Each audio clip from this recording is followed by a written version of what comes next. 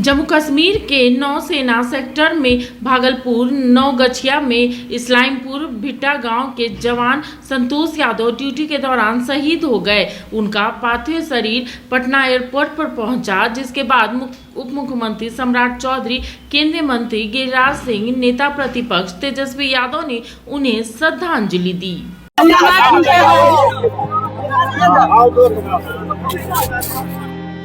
वो तिरंगे में लिपट कर आया और पूरे गांव को सिखा गया कि देशभक्ति क्या होती है। गुरुवार की सुबह थी, आसमान साफ था, लेकिन गांव के लोगों की आंखें धुंधलाई हुई थी आंसुओं से।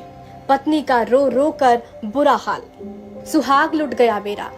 फर्श पर बेसुध पड़ी है शहीद संतोष यादव की पत्नी। आंखें सूज गई, आवाज तक नहीं निकल रही।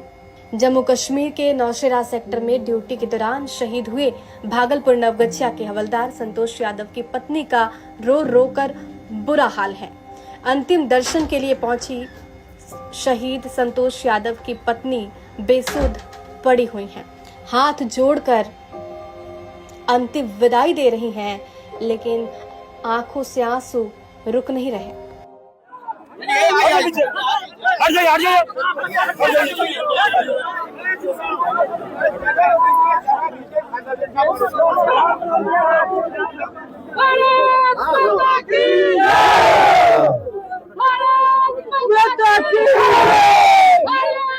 बिहार के भागलपुर जिले के इस्माइलपुर पंचायत के भिट्टे गांव की गलियां सजी नहीं थी, लेकिन फिर भी हर कोना किसी बड़े स्वागत की तैयारी में खड़ा था। फर्क बस इतना था कि आज कोई बारात नहीं आ रही थी, तिरंगे में लिपटा एक बेटा आ रहा था। देश के लिए शहीद हुआ लाल संतोष यादव। जम्मू कश्मीर के नौशेरा सेक्टर में आतंकियों से लोहा लेते हुए संतोष यादव ने देश के लिए अपनी जान दे दी और अब उनका पार्थिव शरीर गांव पहुंचा। गांव के जिस रास्ते से सेना की गाड़ी गुजरी, वहां खड़े लोगों की आंखें नम थी, हाथों में तिरंगा। छोटे छोटे बच्चों ने भी सलामी दी। शायद पहली बार बिना कहे समझ गए कि आज चुप रहना भी एक इज्जत होती है। पिता का चेहरा पत्थर जैसा था, लेकिन आंखों से बहते आंसुओं ने वो पत्थर भी भिगो दिया। पत्नी की हालत ऐसी कि हर किसी का दिल कांप जाए। 2 बच्चों की माँ अब खुद को कैसे संभालेगी, ये सवाल हर चेहरे पर। जिस रास्ते से शव गुजरी, वहाँ लोगों ने फूल बरसाए, युवाओं ने भारत माता की जय के नारे लगाए, लेकिन गले भराए। नवगछिया के हर चौक चौराहे पर लोग हाथ जोड़े खड़े थे।